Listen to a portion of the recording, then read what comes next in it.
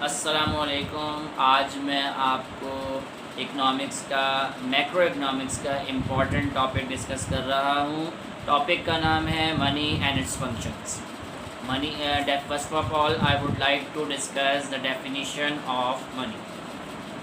So money is something which has generally acceptable in the settlement of debts.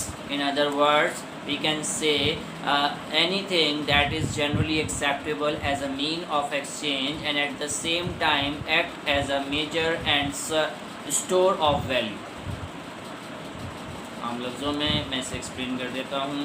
پیسہ یعنی زر ایک ایسی چیز ہے جس کو جنرلی ایکسیپٹ کیا جائے، عام پبلک اسے ایکسیپٹ کر لے، نہ صرف اسے ایکسیپٹ کر لے بلکہ سیٹلمنٹ آف ڈیٹس یعنی پیمنٹس وغیرہ کی لین دین کے لیے استعمال ہو، اس کو اسٹور کیا جا سکے اور جس سے اشیاء اور خدمات کی پیمائش کی جا سکے، اسے زر یعنی منی کہا جاتا ہے۔ اس کے کچھ فنکشنز ہیں، کہا جاتا ہے کہ منی کے 5 فنکشنز ہیں جو کہ بہت زیادہ جو ہے وہ اس میں انوالو ہیں۔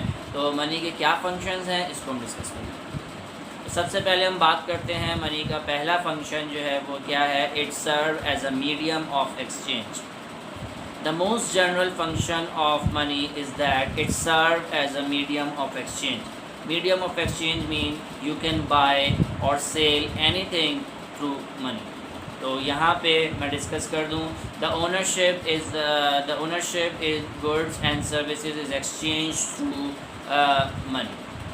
تو آپ کوئی بھی چیز خرید سکتے ہیں اور بیچ سکتے ہیں پیسوں سے، کیونکہ اور اپنی خواہش کے مطابق، کیونکہ یہ میڈیم آف ایکسچینج کا کردار ادا کرتا ہے۔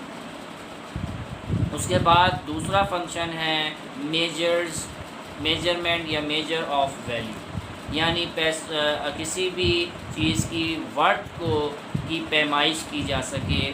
ایک ایسا ایکٹ ہے، ایسی چیز ہے جس کے ذریعے ہم کسی بھی چیز کو میجر کر سکیں اور اس کی ورتھ کے مطابق جو ہے وہ ویلیو کریٹ کر سکیں۔ اور جیسے کہ آپ کو پتہ ہے کہ فائنینشلی جو بزنس ٹرانزیکشنز ہیں وہ پیسوں سے ہی جو ہے وہ پاسبل ہو سکتی ہیں۔ اسی لیے آپ کو یہاں پہ ڈسکس کیا جا رہا ہے کہ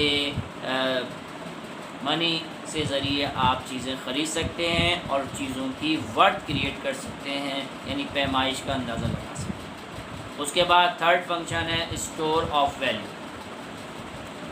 پیسے کو آپ اسٹور کر سکتے ہیں۔